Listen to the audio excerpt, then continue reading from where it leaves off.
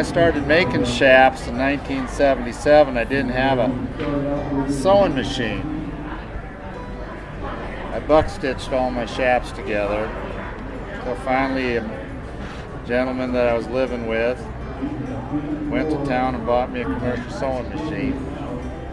That was after I ruined his wife's little Kenmore.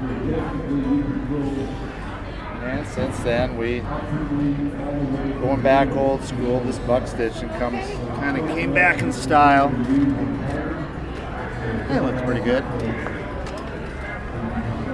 The first set of shaps I made. Yep, I was teaching school on the Pine Ridge Indian Reservation in Kyle, South Dakota. And I was looking for a way to keep my kids eligible to rodeo.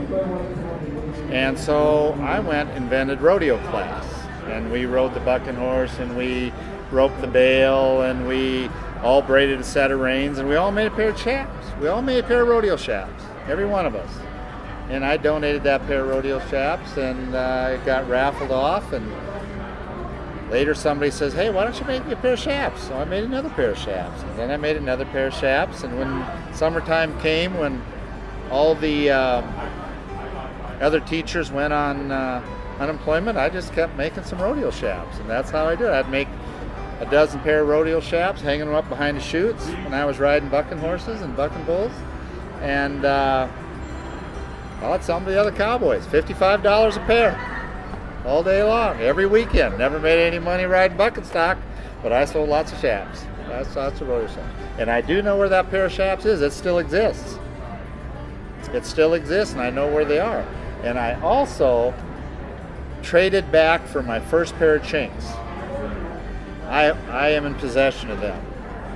I traded back for them a year ago. And I'm going to frame them one of these days. Well, when you're looking for a good set, you got to look at what purpose are you using it for. Are you trail riding? Are you actually working cattle in them? Are you showing horses in the arena? You got three totally different things right there. If you're in a trail riding, you want something nice, light, comfortable, a very nice fit. You're looking for a lighter weight leather. If you're cowboying for a living, working cattle, you want something in a 4.5 ounce leather with a very nice medium hand, which means fairly soft but not totally limp, of high grade leather.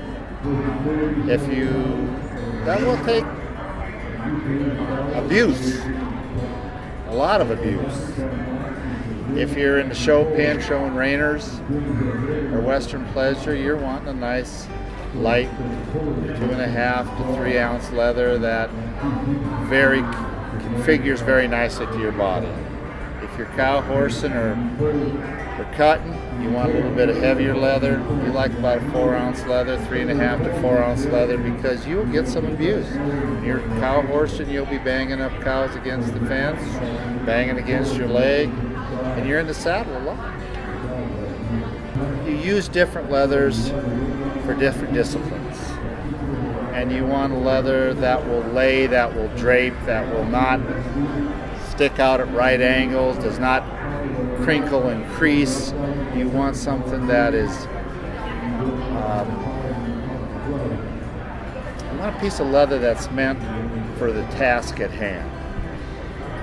And whether you're in Arizona running wild cattle in the brush, that's a very hard, that's a stiffer leather, a firmer hand.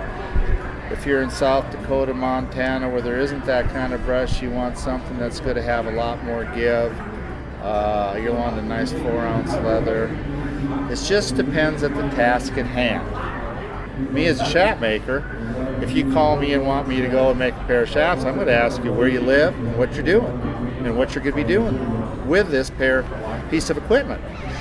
And like right now, there's a huge surge in ranch riding, AQHA ranch riding and versatility. And the shaps we're making there are the same styling as what we do for the ranch hands and the professionals. But we're making them a little bit lighter. The chinks are a little bit lighter weight because you're wearing them to show in the pen and maybe not so much to show outside of the pen. So we're making a nice 3-ounce chink for the ladies in ranch riding, and gentlemen too, that don't want that excess weight. But once again, you go back into we're actually working for a living, and we're going to make them heavier because I know what you're going to do and I know what works. You know, somewhere along the line, they say we've made somewhere around 80,000 pair of shafts. And I think I might know kind of what you're using them for in that time.